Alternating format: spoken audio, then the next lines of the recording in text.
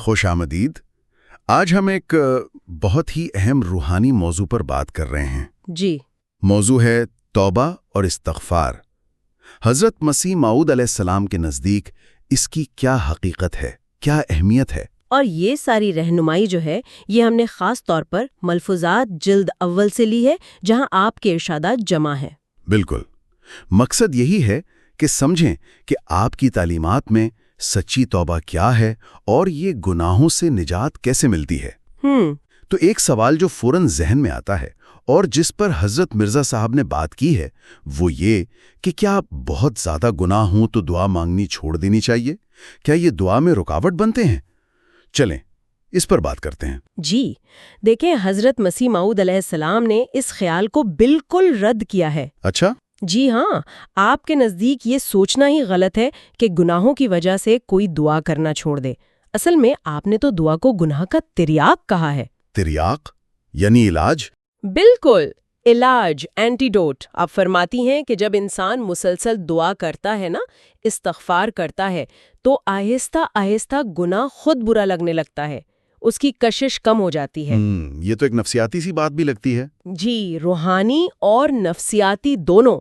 اور اس کے الٹ اگر کوئی مایوس ہو جائے کہ میں تو بڑا گناہگار ہوں، میری دعا کہاں قبول ہونی ہے، اور توبہ چھوڑ دے تو وہ مایوسی اسے اللہ سے اور دور کر دیتی ہے، یہاں تک کہ آپ نے فرمایا وہ انبیاء کی تاثیرات کا اللہ کی قدرت کا ہی منکر نہ ہو جائے۔ مایوسی بہت خطرناک چیز ہے۔ اللہ اکبر! یعنی یہ احساس کہ میں دعا کے لائق نہیں، یہ خود ایک بہت بڑی رکاوٹ ہے جسے دعا سے ہی توڑنا ہے۔ بالکل۔ اچھا، اسی سے جڑی ایک اور بات، حضرت مرزا صاحب نے توبہ کو بیعت کا حصہ کیوں بنایا؟ اور وہ ایک مثال بھی دی ہے پیوند لگانے کی، وہ کیا ہے؟ ہاں، وہ پیوند کاری والی مثال۔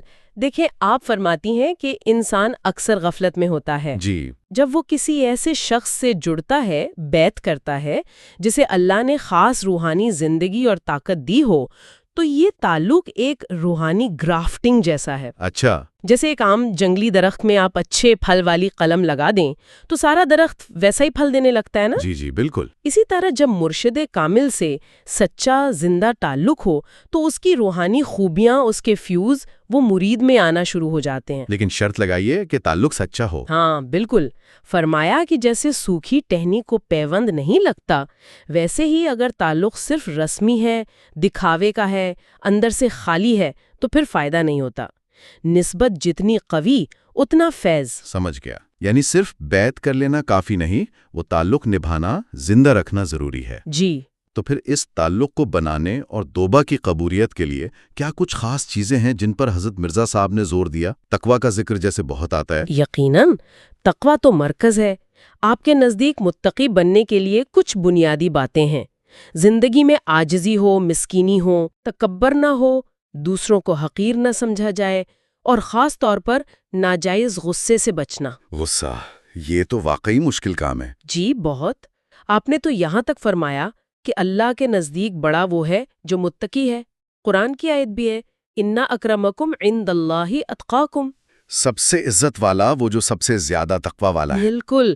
تو سچی توبہ اصل میں یہی اندرونی تبدیلی ہے، اللہ کے رنگ میں رنگ جانا، اور اس کا ثبوت تقویٰ ہے۔ اور جب انسان گناہوں سے ہٹ کر یہ تقویٰ اپنانے کی کوشش کرتا ہے، استغفار کرتا ہے، تو کیا اس کوشش کی قبولیت کا بھی ذکر ہے؟ کوئی وعدہ ہے؟ جی ہاں، بڑا واضح وعدہ ہے۔ حضرت مرزا صاحب نے قرآن کی آیت پیش کی، وَالَّذِينَ جَاهَدُوا فِينَا لَنَهْدِيَنَّهُمْ سُبُلَنَا، کہ جو ہماری راہ میں کوشش کرتے ہیں ہم انہیں ضرور اپنے راستے دکھاتے ہیں۔ جی، یعنی اللہ کی طرف بڑھنے والے کی کوشش کبھی ضائع نہیں ہوتی، وہ کبھی ناکام نہیں ہوتا۔ بس شرط کیا ہے؟ یقین ہو، سچا دل ہو۔ جیلانی رحمت اللہ علیہ اور ڈاکوؤں والا واقعہ بھی آپ سناتی ہیں۔ ہاں، وہ تو مشہور ہے کہ کیسے صرف ایک بات پر سچ بولنے کی وجہ سے، جو اصل میں جھوٹ سے توبہ تھی، نہ صرف آپ محفوظ رہے بلکہ وہ سارے ڈاکو تائب ہو گئے۔ سبحان اللہ! یعنی سچائی میں چھوٹی سی نیکی میں بھی کتنی طاقت ہے۔ بہت زیادہ۔ حضرت مرزا صاحب نے یہ بھی فرمایا کہ ان کی بعثت کا ایک مقصد لوگوں کے یقین کو بڑھانا ہے۔ تو توبہ اور استغفار کا اس یقین سے کیا تعلق بنتا ہے؟ گہرا تعلق ہے۔ دیکھیں، توبہ اور استغفار کیا کرتے ہیں؟ یہ نفس کو پاک کرتے ہیں، تزکیہ نفس۔ جی۔ گناہوں کی میل اترتی ہے تو روح صاف ہوتی ہے، اللہ کے قریب ہوتی ہے۔ یہ سفر ہے نفس امارہ سے جو برائی سکھاتا ہے، نفس لوامہ تک جو ملامت کرتا ہے، اور پھر نفس مطمئنہ یعنی وہ روح جسے پورا اطمینان مل گیا۔ اچھا، جب روح پاک ہوتی ہے، اللہ سے تعلق مضبوط ہوتا ہے تو یقین خود بخود بڑھتا ہے۔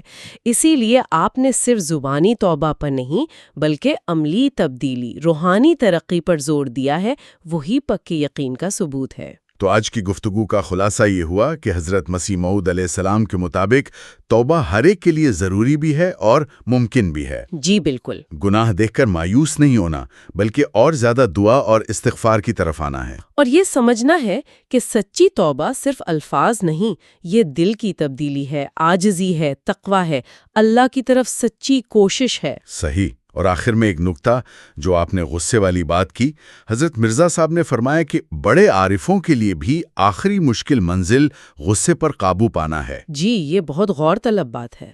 تو اس پر سوچا جا سکتا ہے کہ ہم اپنی روزمرہ زندگی میں غصے کو قابو کرنے اور عاجزی کو اپنانے کے لیے وہ کون سا ایک چھوٹا سا قدم اٹھا سکتے ہیں جو حقیقی توبہ کی طرف ایک قدم ہو؟ بالکل، یہ اپنے جائزے کے لیے ایک اچھا سوال ہے۔